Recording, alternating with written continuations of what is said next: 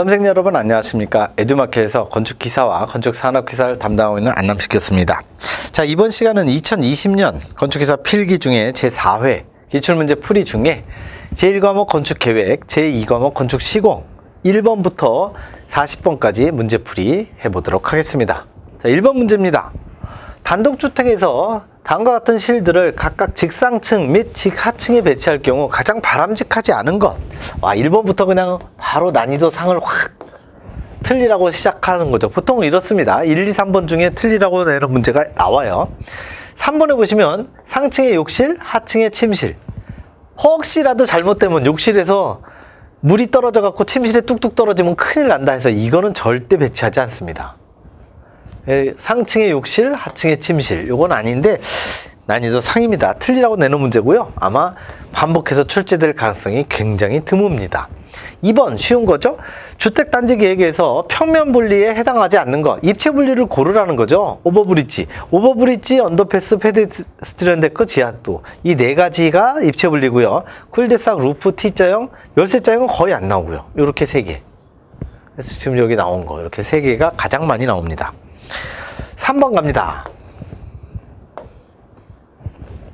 메조네트형 아파트에 관한 설명으로 옳지 않은 것. 설비, 구조적 해결이 유리하지 않죠. 경제적이지도 않습니다. 그 이유가 있습니다. 메조네트형은요, 이 복층형이기 때문에 위아래가 층이 달라요. 홀수층에는 복도가 있고 짝수층에는 복도가 없죠. 그래서 이게 위아래가 서로 다르기 때문에 설비나 구조적인 문제가 위아래가 똑같지가 않아서 그래서 굉장히 불리하고요. 단층형에 비해서 비용이 많이 소요됩니다. 그래서 시험에 많이 나오는 게 뭐냐면 메조네트형은 소규모에 사용할 때는 비경제적이다. 이렇게 나오죠. 왜냐면 돈이 기본적으로 많이 들기 때문에 만약에 규모가 작은 상태에서 복층형을 적용하면 경제적이지 못하다. 그래서 주로 대규모일 때만 사용한다라는 소리입니다. 4번 갑니다. 치수계획에서 압박감을 느끼지 않을 만큼의 천장 높이 결정. 천장 높이 하면은 무조건 심리적인 거죠. 물리적은 잘 안 나오고요. 생리적 하면은 채광량, 환기량 나오는 게 바로 생리적. 그리고 심리적은 천장의 높이. 얘는 거의 나오지 않고요. 그렇게 보시면 되고. 5번 갑니다. 학교 운영 방식에 관한 설명으로 옳지 않은 것. 2번에 보시면 교과 교실용은 교실의 이용률은 높으나 순수율이 낮다. 지금 해설에는 순수율도 높다고 했는데 이용률이 높으나 순수율이 낮은 거는요, 일반 교실형입니다. 종합교실형. 일반 교실 또는 종합교실형. 이거의 특징이죠. 그래서 순수율이 낮은 거는 종합교실형이나 일반 교실형 또는 영어로 얘기하면 U형이나 A형. 얘네들만의 특징이에요. 순수율이 낮은 건 그 많은 학교 운영 방식 중에 딱 하나밖에 없습니다. 순수율이 낮은 건 종합교실형. 그렇게 보시면 되고. 6번 갑니다. 상점의 동선 계획에 관한 설명으로 옳지 않은 것. 3번 상품 동선과 직원 동선, 물품의 동선하고 직원 동선은 동일하게 처리하면 괜찮을 것 같지만 기본적으로 얘네들은 절대 교차가 일어나기 때문에 안 됩니다. 건축계획에서 1도 예외가 없는 게 역순과 교차는 1도 허용하지 않습니다. 동선의 역순이나 교차는, 이건 사람도 마찬가지예요. 사람도 역순과 교차는 이 단어가 들어가면, 동선에서 이 단어가 들어가면 무조건 안 됩니다. 참고하시면 될 것 같고. 7번 갑니다. 다음에서 설명에 알맞은 사무소 건축의 코어 유형, 코어와 일체로 한 내진 구조가 가능하다. 무조건 중심형이죠. 이거 하나만 보고 중심형입니다. 효율도 높고 임대사무로서 경제적이고 계획이 가능한 거, 몽땅 다 중심형에 대한 설명. 근데 내진 구조가 가능하다 또는 고층 초고층에 사용한다, 무조건 중심밖에 없습니다. 8번 갑니다. 공장 건축 레이아웃에 관한 설명으로 옳지 않은 것. 나머지는 다 맞고요. 4번 고정식 레이아웃은 기능이 동일하거나 유사한 공정 기계를 접합해서 하는 거, 공정 중심이죠. 여기 설명에 제품이란 말이 없으니까 공정 중심이고, 제품 나오면 제품이고, 고정식은요 기본적으로 제품이 크고 이게 나와야죠. 제품이 크고 수가 적을 때. 그래서 건축이나 선박 얘네들이 나오는 거고요. 9번 갑니다. 조선시대 전자형 나오면 무조건 함경도죠. 전자형, 함경도. 서울지방형 이런 거 없고요. 남부지방형 일자형, 중부지방형 기역자형, 그리고 평안도 같은 경우에는 남부지방 일자형의 비스무리한 약간 변형 일자형, 이렇게 보시면 됩니다. 10번 갑니다. 도서관의 출납 시스템 중 이용자가 자유롭게 도서를 꺼내요. 자유롭게 도서를 꺼내고 열람석으로 가기 전에 관원의 검열을 받아. 그러면 안전개가식이죠. 반개가식은요, 뭔가 체제가 나오고 표지가 나오고, 폐가식 같은 경우에 관원의 뭐 작업량이 엄청 많다. 자유개가식은 맘대로 자기가 자유 이렇게 가는 거죠. 11번 갑니다. 호텔의 성격상 연면적에 대한 숙박 면접비가 가장 큰 건 무조건 커머셜, 커레리아, 요거 순서만 잘 기억하시면 되고. 12번 극장의 형식 중 오픈 스테이지형에 관한 설명으로 옳은 것, 개방형이죠. 오픈 스테이지형.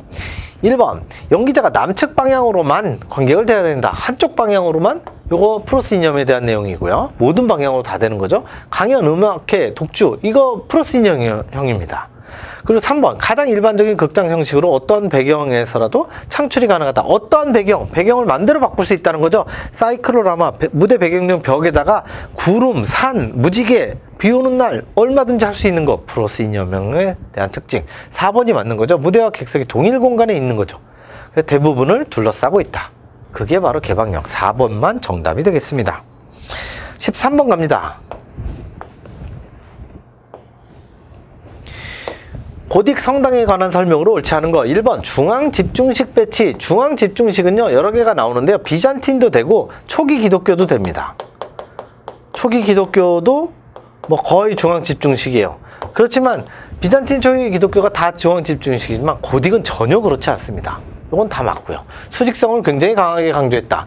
그래서 수직성을 강조한 거 고딕하고 지구라트, 이것도 알아두시고, 이건 뭐 여러 번 많이 나왔던 내용이고.